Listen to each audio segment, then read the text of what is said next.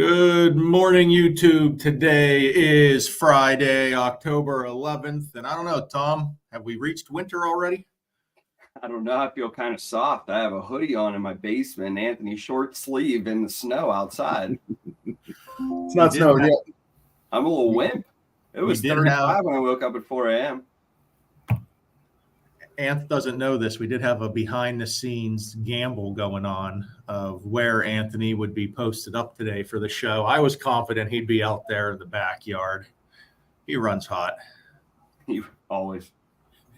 I'm here, man. Sun's on my back. We're good. You try out that freaking pizza oven yet? No, I'm gonna try it today. Man, what an event yesterday. If you weren't able to make it to the convention, it was a great convention. Anthony continues to keep his streak up, though. Caveat, I don't know this for a fact, but I'm going to say it as a fact.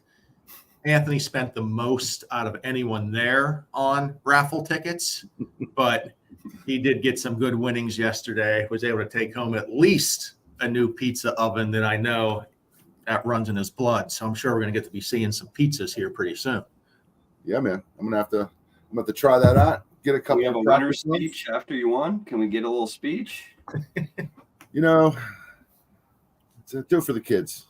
Do it for the kids. There you go. I tell you, though, he did bamboozle me and another coworker to help him carrying these things to his car at the airport yesterday. That was something. But congrats, Ant. That was awesome. But yes, if you're not able to make it to the convention come next year, I just think it's a great day. Get the brain going, get the sales approach going, see everyone, see all the vendors. I had a great day.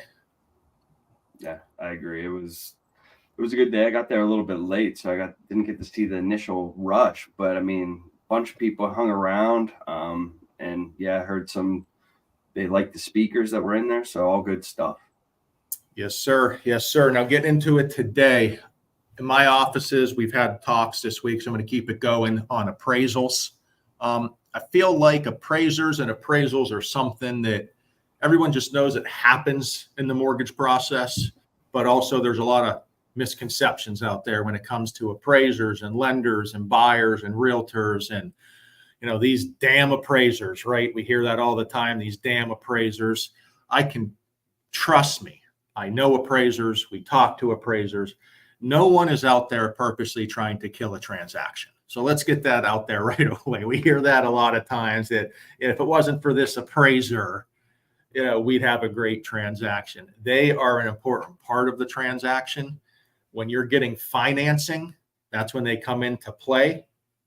We hear a lot. Anthony, when he was training me 10 years ago, he told me this. He's like, Ryan, the biggest difference you'll see in this world when you're talking mortgage and real estate, the appraised value and the agreed upon price between a buyer and seller, two completely different things.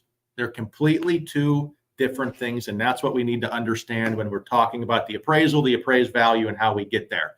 Listen, buyer and seller, if you're paying cash for the house, that house is worth whatever you guys agree to.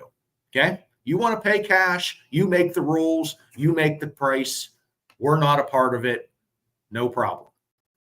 The second you have financing, what you think the value is no longer matters. Okay? And the appraiser comes in for the appraised value. Now, Anthony, this is the biggest problem. The appraiser goes off of information out there, comparable values. Some people think the appraiser is just coming up with the value themselves. They're using information to get that value. So in reality, listing agents, buyer's agents, if you're doing your homework, a lot of times you should be able to see those comparables and be able to pretty much know what the appraiser is going to come with before they get into that house, because you've seen the comparables, you see those costs, and we're good to go. Yeah, I mean, a comparable, just so everybody knows, is a property that is sold within the most recent time frame, which is 6 months or less, closest to the property within 1 mile. It has to be the closest proximity, the most similar comp or sale. That's how the appraisers are coming up with the value, is based on at least 3 sales, just like the property you're buying, to come up with a fair market value for collateral. And it's the most similar properties. Yes, there's adjustments. Yes, things are done, but the appraiser is looking for the most similar property. That's how you get comparables, and that's how that business is done. Now, how you get the appraiser, another misconception, the appraiser's client is the lender. It's not the buyer. It's not the real estate agent. The appraiser is working for the lender to make this financing happen. Behind the scenes, almost on every appraisal, an underwriter and appraiser go back and forth. They do communicate. They ask questions. They go back and forth with one another. That's why when you work with West Penn and the appraisal comes in, what does the email say when we send out that the appraisal has been received? I know you guys always call us. Appraisal's been received. It's going to underwriting, something of that nature. You want to know what the value is. You want to know what you're good, but just because it's in, it's not completed. It's still got to go through that underwriting process. So just give us a day or two. You know, underwriting gets through them pretty quick, but they do have to review and approve that appraisal. And if you've seen the appraisals, they are about 31 to 35 pages. So it isn't just a one sheet piece of paper telling you the value at the top and the address. They do have to review every single page. So that is why it takes a little bit longer than you would think. Yes. And now let's get into how the heck does West Penn Financial work with an appraiser? How does this all work? Because you hear things from pre-2008 to now and how things used to work, and you could used to maybe pick an appraiser or specifically talk to an appraiser, and what's the rules? Uh-oh. We lost the man, dog. You're on mute. We lost Ryan. So how we do operate with the appraisals, we have what's called a appraisal list, and they operate in each of the different zip codes around this Western Pennsylvania area. Hey, he's back. I was just talking to myself. World headquarters lost the I tried internet. to fill in as best as I could, you know. Perfect. We have the appraisal management list that we have on our end, where each appraiser is selected to a zip code that they work in. So we're not going to send a Fayette County's appraiser up to Mercer to figure out a place up there. They're going to know their area and always do the appraisals in that area. Those appraisers are welcome to doing more than one zip code. They just need to be around, you know, a general area. We can't be sending them out to Clarion if they work in Beaver too. So we do play it smart, and I think that is a huge advantage. Well, Tom, the appraisers tell us where they want to work too. So they're telling us the zip codes they want to be approved in, where they're the pros in what they know in. Because frankly, some appraisers don't want to drive 2 hours to do an appraisal. They want to work in their communities. Also, we have to prove the appraisals on our panel. I don't know if you discussed that yet, but no, can we pick a specific appraiser to do a property? No, but we do approve the appraisers that are on our panel. They have to send us examples. They have to be reviewed by our head underwriter, and then we approve them to be put on our appraisal panel, that then when the property comes in, whatever zip code it is, whatever appraisers are approved for that zip code, then it's picked randomly from the pool. So we have our own specific appraisers that we've approved, that we work with, that we're confident with, and that helps us on that side of things. Out there, another side, if you're working with those national lenders that shooting things in the sky all the time, that Elon's bringing back, working magic, they may work with what's called an appraisal management company.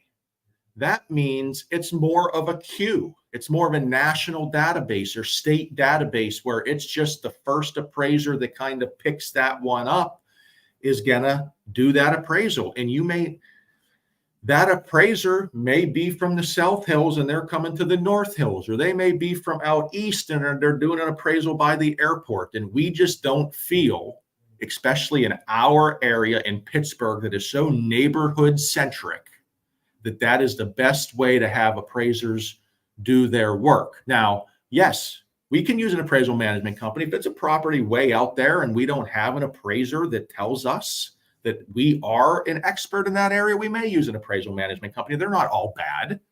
There's good parts to them, but for the everyday residential home in Pittsburgh, we don't feel like that's the best way to go. No, we have top of the line appraisers that know the area inside and out. I used to work at an old job where we used an appraisal management company for all of our appraisals, and the time frames on those are at least a week longer. They never know exactly what's going on with that property or even the rules and regs within each municipality or community. So it really does not benefit by using one of these national companies, appraisal management company, even within the wholesale lending department as well, and the broker channel, they're all using appraisal management companies as well. Yeah, and Anth, biggest thing when we get into FHA and conventional, it always comes back to the appraisal. All right, guys, it's health and safety issues. It's nothing crazy. If you think financing is going to be done or not can be completed because you got to put a handrail up or you got to scrape and chip and some paint and repaint it, that's not, it still happens. And also use your eyes. If you're an agent and you're walking through the house, don't automatically think an FHA appraisal is bad. An FHA appraiser is not coming through the house guaranteed going to find something wrong with it. If you're going through your head, I don't see any steps without handrails. I don't see any chipping paint. There's fire rated doors. The integral garage doesn't go directly into the basement. The roof looks good. There's no, there's nothing you see as a real estate professional that's a red flag. You should have no worries about taking government financing, open up the buyer pool, get that house sold quicker. Yeah, stop living in only a conventional world. That's a very important piece of showing people's homes is you walking through the home as well and seeing if it is up to par, not just standing and hanging out while they look at it. I mean, you have to be looking to see what's going on with the home as well. Yeah, listing agents, if you see something while you're going through your listing presentation, hey, if you fix this one thing, maybe we open our buyer pool up to more buyers and we get this baby sold quicker, Anth, because houses are sitting longer and buyers always lag. Or sellers always lag. They're going to think sellers are still selling houses all in one day, that it's 2021 and they're all lining up. But we know that's not always the market today. And we got to get the education and get the word out there as quick as possible. Yeah. I mean, if somebody's listing a property and you see those minor items, like Ryan was saying, have them done ahead of time. You don't have to worry about it. And it's very minor stuff. The main ones we usually see is chip paint, steps without a railing. It might be all of $100, and maybe an hour of time. So make life easy for your seller and for the buyers coming in to try to buy that property. So that's it. That's good appraisal talk. We went long. We'll keep it going maybe next week because it's such a good topic. For this weekend, everyone stop by North Hills Regional, Berkshire Hathaway, 9401 McKnight Road for their pumpkin patch.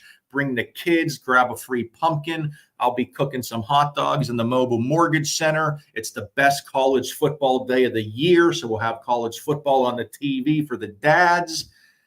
And then November 2nd, West Penn Financial Chili Cook-Off. Come on down. It's a Saturday. Bring the kids. Eat chili. If you love to cook chili, make some chili. Just let us know you're bringing it. And we're going to have some fun in the next couple of weeks. Yeah, for sure. Can't wait for both. I might have to bring TJ up to the little pumpkin patch tomorrow. We'll see what happens. Bring them all. Dress them up. Bundle them up. It's going to be cold, at least in the morning. And TJ has a heck of a Halloween costume. I know that. Love it. Can't wait to see it. All right, boys. See you Tuesday. See you guys.